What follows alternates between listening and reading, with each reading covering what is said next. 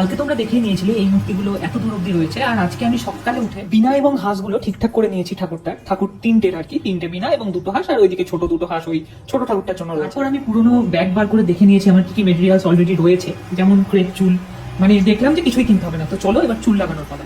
অবশেষে ঘড়ির কাটায় এখন 3:39 আর 23 তারিখ পড়ে গেছে, আর আজকেই ভোরে কিন্তু মূর্তিগুলো ডেলিভারি। ওকে কমপ্লিট করে একদম ফিনিশ করে নেওয়ার পর কেমন লাগছে তার ভিডিও তোমাদের সামনে, এবার তোমরা দেখো। এই ছিল সোমনাথদার মূর্তি। আমি একটু কাপড়গুলোতে হালকা সোনালি এবং গায়ের চাদরে ওড়নাটাই সবুজের ওপর সাদা দিয়ে এঁকে নিয়েছি। আর অলংকার তৈরি করেছে দেবকান্ত নাথ, মানে গঙ্গাদা। তোমরা আমাকে অনেকেই জিজ্ঞেস করো এরকম গয়না পাওয়া যাবে কিনা। আমি গয়না বানাই না, আমি নিজেই গঙ্গাদাকে দিয়ে বানিয়ে নিই।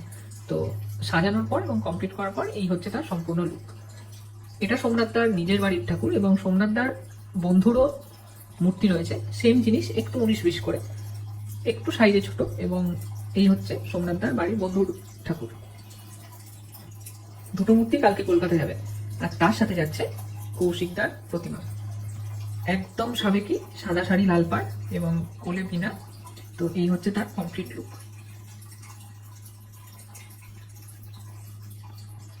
এবার আমি প্যাকিং করব, আর তারপর একটু আমাকে ঘুমাতেই হবে, 6:30টায় ট্রেন। তো দেখা হচ্ছে পরের ভিডিওতে, চলো টাটা।